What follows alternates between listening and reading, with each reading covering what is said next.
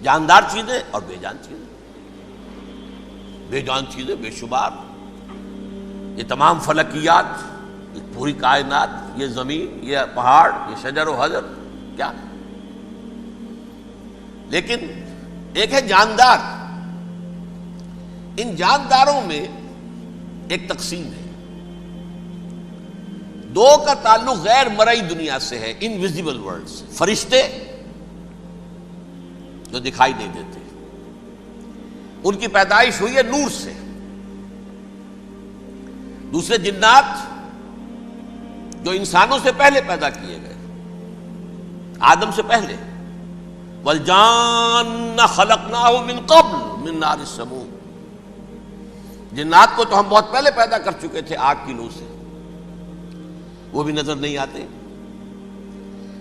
تیسرے انسان اور اس دنیا میں جتنے بھی حیوانات ہیں،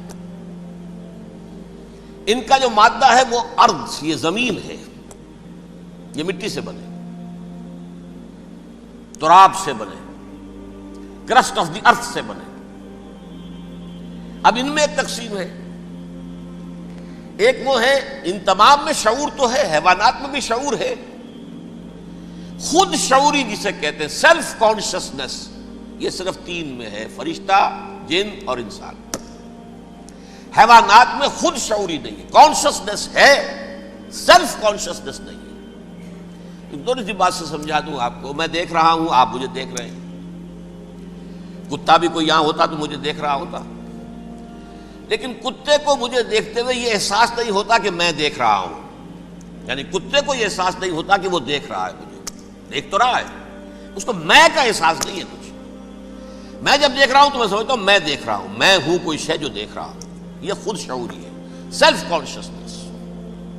کسی بھی کام کو کرتے ہوئے اپنے وجود کا احساس، میرا فیصلہ ہے، میری رائے ہے. یہ ہے در حقیقت سیلف کانشسنس، انا، سیلف، خودی. یہ حیوانات میں نہیں ہے، یہ ہے صرف ملائکہ، جنات اور انسان. اب یہاں مسئلہ پڑ گیا، بڑا پرپیچ مسئلہ.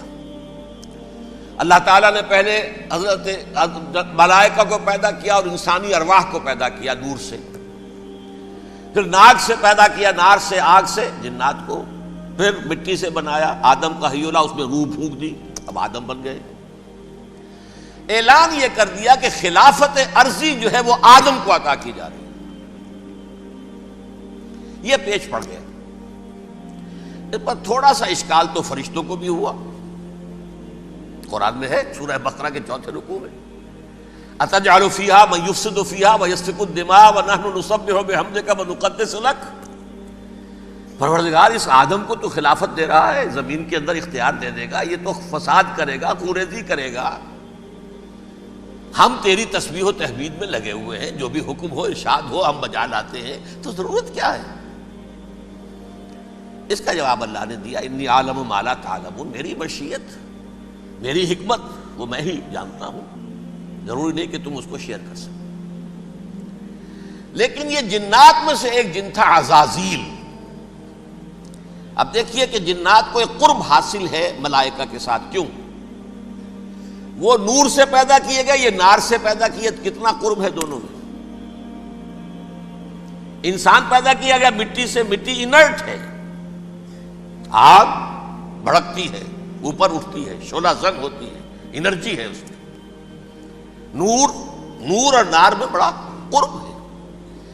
اور عربی کے ایک قاعدے سے تو یہ ایک ہی لفظ ہے، مادہ ایک ہی ہے. حروف علت جو ہے ایک دوسرے کی جگہ آ جاتی. یہ قرب ہے، اگرچہ زمین و آسمان کا فرق ہے دونوں. فرشتہ نور سے پیدا کیا گیا ہے، وہ پاک ہے، وہ اللہ کے کسی حکم کی خلاف ورزی کر ہی نہیں سکتا. لا یعصون اللہ ما امرہم ویفعلون ما یؤمرون. وہ جو بھی اللہ تعالیٰ حکم دیتا ہے اس کی کوئی معصیت یا نافرمانی نہیں کرتے، بلکہ جو حکم لیا جاتا ہے مان لیتے. ذرا سا اشکال ہوا تھا، پوچھ لیا، جواب مل گیا، خاموش ہو گئے بس. لیکن عزازیل نامی ایک جن تھا، جو ایک تو جن ہونے کی نسبت سے فرشتوں سے کچھ نہ کچھ مماثلت تھی، قرب تھا. دوسرے یہ علم میں، زہد میں، عبادت میں اتنا اونچا تھا، اتنا اونچا تھا، اتنا اونچا تھا کہ یہ ملائکہ ہی کے صف میں شامل ہو گیا. کس نے علم بغاوت بلند کر دیا؟ جب حکم دیا گیا کہ سجدہ کرو آدم کو. اب یہ دیکھیے کس قدر یہ اہم مضمون ہے. اور آپ سوچ رہے ہیں یہ باتیں آج پہلی مرتبہ ہمیں اس طرح سنائی جا رہی ہیں. یہ باتیں تو علم میں آتی نہیں ہمارے. وجہ کیا ہے؟ آپ کو دلچسپی نہیں ان چیزوں سے. جدید تہذیب نے ان چیزوں کی اہمیت کو زیرو کر دیا. قرآن میں اہمیت کا کیا عالم ہے؟ 7 جگہ یہ مضمون قرآن میں آیا ہے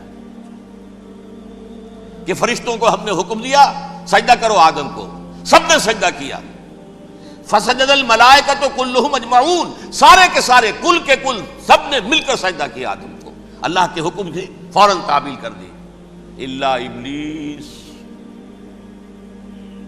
ابا واستکبر وکان من الکافرین. ابلیس نے نہیں کیا، انکار کیا، استکبار کیا، گھمنڈ کیا. اور اس کو سورہ کہف میں بیان کر دیا گیا. یہ اس لیے کہ وہ اصل میں جنات میں سے تھا، اگرچہ شامل تو تھا فرشتوں میں اس وقت. کانا من الجن ففسق عن امر ربہ، وہ اصل میں جنات میں سے تھا. اس وجہ سے وہ اپنے رب کے اس فیصلے کے خلاف کھڑا ہو گیا. سرکشی تھی اس میں. یہ معاملہ اتنا اہم ہے. اب آپ سمجھیے کہ 7 مرتبہ سورہ بقرہ، سورہ اعراف، سورہ حجر، سورہ بنی اسرائیل، سورہ کہف، سورہ طٰہٰ، سورہ صاد، 6 مکی صورتوں میں ذکر ہے یہ، اور 1 مدنی صورت سورہ بقرہ. ان میں سے اکثر مقامات پر پھر جب اللہ نے کہا کہ اچھا تم نے یہ سرکشی کی ہے اور ہمارے حکم کی خلاف ورزی کی ہے تو یہاں سے نکل جاؤ، دفع ہو جاؤ، تم مردود ہو، مردود ملعون. ان علیک لعنتی الی یوم الدین، اب تجھ پر لعنت رہے گی میری قیامت کے دن. اس نے کہا اچھا پروردگار پھر مجھے ذرا مہلت دے دے. رب فانظرنی الی یوم یبعثون، قیامت تک میری زندگی طویل کر دے. فذهب فإنک من المنظرین، کہہ دیا اچھا جاؤ، تمہاری یہ درخواست بھی ہم نے قبول کی. اس نے کہا پروردگار اب میں اس آدم کو بھی گمراہ کر کے چھوڑوں گا اور آدم کی نسل کو تباہ کر کے چھوڑوں گا. انتہائی شدید چیلنج کے انداز میں یہ قرآن مجید میں 4-5 مرتبہ مضمون آیا ہے. میں نے صرف 2 جگہ سے آپ کو اس وقت کوٹ کر کے سنایا تھا. سورہ اعراف میں اللہ تعالیٰ فرماتے ہیں قالا، اس پر ابلیس نے کہا فبما اغویتنی، تو اے رب جو تو نے مجھے گمراہ کیا ہے، مجھے ذلیل کر دیا، مجھ پر فوقیت دے دی اس کو. انا خیر منہ، میں اس سے بہتر ہوں. خلقتنی من نار وخلقتہ من طین، بنایا تو نے مجھے آگ سے اور اس کو بنایا مٹی سے. پھر مجھ سے مطالبہ کہ میں سجدہ کروں، اور میں نے سجدہ نہیں کیا تو اب تو نے مجھے ملعون قرار دے دیا. قال فبما اغویتنی لأقعدن لهم صراطک المستقیم، اب میں یہ نسل آدم کے لیے، اس کو برباد کرنے کے لیے تیری سیدھی راہ کے اوپر گھات میں بیٹھوں گا، سیدھے راستے پر چلنے نہیں دوں گا. ثم لآتینہم من بین ایدیہم، پھر میں ان پر حملہ آور ہوں گا ان کے سامنے سے بھی، ومن خلفہم، ان کے پیچھے سے بھی، وعن ایمانہم، ان کے داہنی جانب سے بھی، وعن شمائلہم، اور ان کے بائیں جانب سے بھی. ولا تجد اکثرہم شاکرین، اور تو دیکھے گا کہ ان کی اکثریت تیری شکر گزار بندوں پر مشتمل نہیں ہوگی. یہ چیلنج تھا. اور ایک چھوٹا سا چیلنج جو سورہ صاد میں آیا ہے، اور یہاں تو اس نے اللہ کے جلال کی قسم کھا کر کہا قال فبعزتک لأغوینہم اجمعین، اے رب تیری عزت، تیرے جلال کی قسم ہے میں ان سب کو گمراہ کر کے چھوڑوں گا. الا عبادک منہم المخلصین، سوائے ان میں سے وہ کچھ لوگ جنہیں تو خالص اپنا بندہ بنا لے، جنہیں تو اپنا بندہ بنا لے. مخلص، مخلص نہیں، مخلص یہ مفعول ہے، فاعل نہیں ہے. جسے تو بنا لے. بعض لوگوں کو اللہ چن لیتا ہے، هو اجتباکم، تمہیں چن لیا ہے. استفاء، اجتباء، بس وہ بچیں گے جن کو تو اپنی خاص امان میں لے لے گا، باقی میں سب کو گمراہ کر کے چھوڑوں گا. یہ ہے اصل دنیا میں نوع انسانی کا ابدی دشمن، ازلی سے ابدی تک.